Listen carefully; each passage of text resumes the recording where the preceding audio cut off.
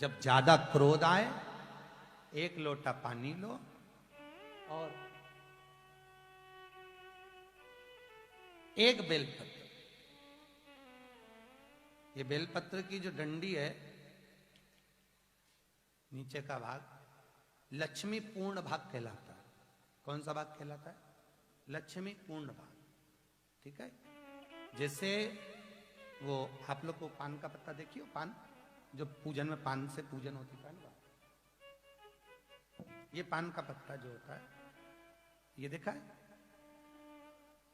ये काय से प्रकट हुआ है? ये पान कहां से जन्मा? इसको पूजन में क्यों महत्वता दी गई? पीपल का पत्ता पूजन में नहीं रखा जाता है? तो भाई पीपल का आजकल रखने बात दूसरी है, परंतु मुख्य अगर कोई पत्ता है तो ये पान का ही।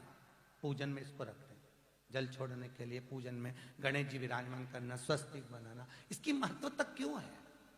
कहां से आया ये? किधर से प्रकट आई है? तो इसके प्रकट का कारण है समुद्र मंथन की कथा। जब मंथन हुआ, उस मंथन में अमृत निकला। क्या निकला है? अमृत। अमृत के कलश को देवता ले जा रहे थे, राक्षसों ने छुड़ा लिया। राक्षसों ने छुड़ाया, फिर देवताओं ने छुड़ाया। देवताओं ने छुड़ाकर वो अमृत का कलश, जहां पर इंद्र का ऐरावत हाथी बंधता था, उस ऐरावत हाथी जिस खंबे से बनता था, उस खंबे के पास छुपा दिया। कहां पर छुपाया है? वो ऐरावत हाथी के बंधने वाली खंबे के।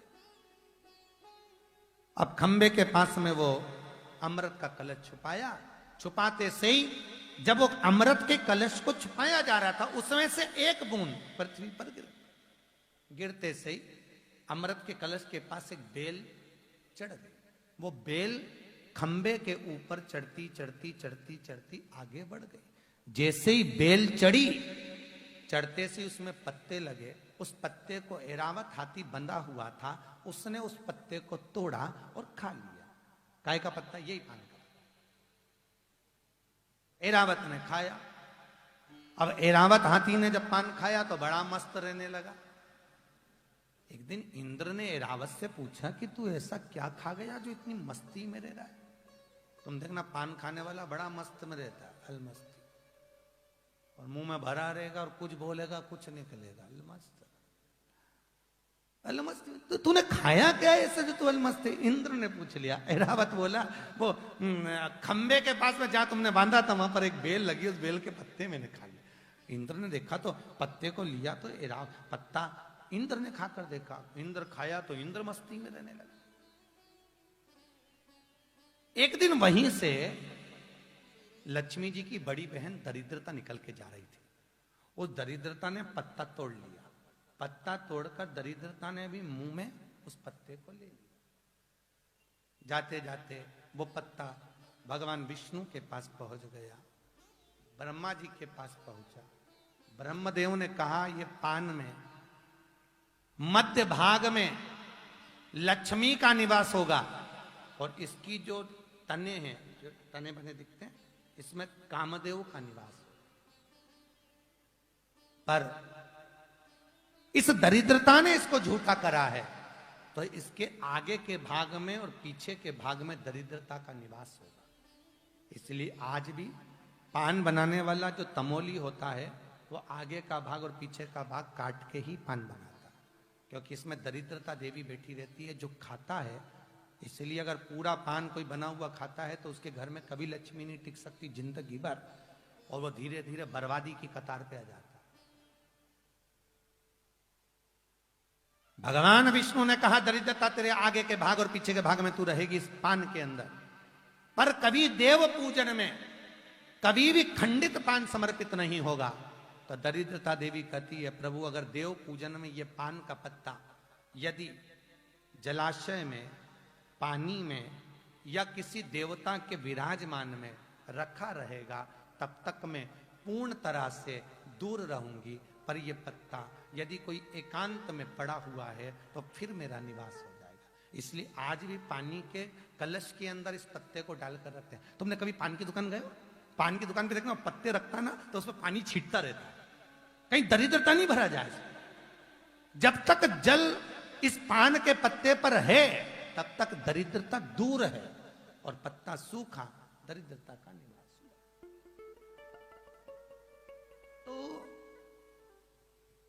पत्तों की बड़ी महत्वता होती है। अपन चलें तो यहां जो लक्ष्मी का एक भाग यहां पे राजा महाराज, जब घर में बहुत क्लेश हो, बहुत अशांति हो, बहुत परेशानी हो, एक लोटा पानी भर कर ले जाओ, ऊपर जो जलाशय होता है, जलाशय देखा जहां से शंकर जी के ऊपर पानी गिरता है। शंकर जी के 13 बच्चे हैं। कितने बच्चे हैं शिव जी के? 13। 13 बच्चों में से शंकर जी की 6 लड़कियां हैं।